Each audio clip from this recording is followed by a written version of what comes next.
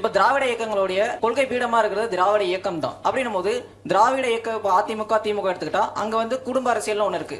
குடும்ப அரசியல் திமுக மட்டும் சொல்றாங்களே, இப்ப அதிமுக எடுத்துக்கிட்டாலும் அங்கவும் மித்துன் இப்போ வந்து அதிகமான டிசிஷன் எடுக்கிறாரா அப்படின்ற ஒரு கொஸ்டின் இருக்கு. அப்படின்னும் போது கொள்கை பீடமா இருக்கிறவங்க இப்ப பாமக எடுத்துக்கிட்டாலும் பாமகலையும் பெரியார வந்து கொள்கை தலைவர்னு சொல்றாங்க. அங்க இருக்கிற குடும்ப அரசியலும் இங்க இருக்கிற குடும்ப அரசியல வந்து திராவிட இயக்கங்கள் கொஸ்டின் கேட்கறது இல்லையோ அப்படின்ற ஒரு கொஸ்டின் இருக்கு. ரொம்ப மகிழ்ச்சி. ஓ, முதலாவது குடும்ப அரசியல், இது ரொம்ப முக்கியமான ஒரு கருத்து. என்னை பொறுத்த வரைக்கும் குடும்ப அரசியலா தனிநபர் அரசியலா அது பிரச்சனையே இல்லை.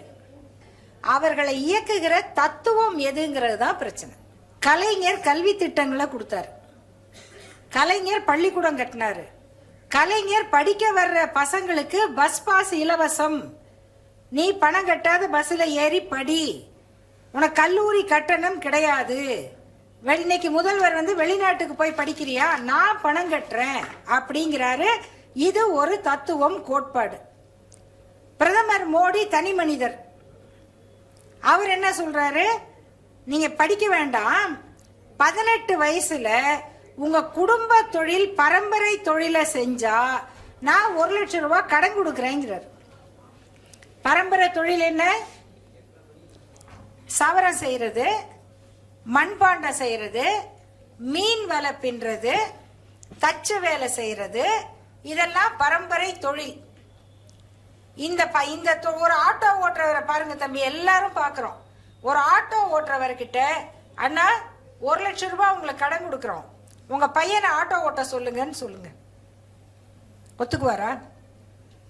ஒரு பெட்டி கடை வச்சிருக்கிறவரு, அவர்கிட்ட கேளுங்க. எங்க பகுதியில ஒரு பொண்ணு வந்து வீட்டு வேலை செய்வாங்க. எல்லா வீட்லயும் வீடு கூட்டுறது, துடைக்கிறது, வாச பெருக்கிறது, இதான் அவங்க வேலை. அவங்க கணவர் வந்து ஆட்டோ ஓட்டுறாரு, கடுமையான வேலை தான். அவங்களுக்கு 2 குழந்தைங்க, 2 பிள்ளைகளையும் கஷ்டப்பட்டு படிக்க வச்சாங்க. இன்னைக்கு அந்த பொண்ணு டீச்சரா இருக்கு. அந்த பொண்ணோட கணவர் ராயல் பேங்க் ஆஃப் ஸ்காட்லாண்ட்ல வேலை பார்க்கிறாரு.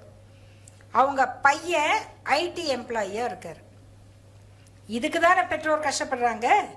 அப்போ கலைஞருடைய கொள்கை, நம்முடைய முதல்வர் மு.க. ஸ்டாலின் அவர்களுடைய கொள்கை திராவிட கொள்கைங்கிறது, நீ படி, உனக்கு நான் 1000 ரூபாய் இன்சென்டிவ் கொடுக்கறேன் மாசம் மாசம்.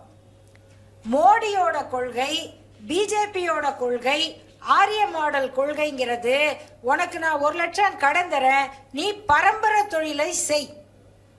இந்த தத்துவம் தான் நமக்கு பிரச்சனை.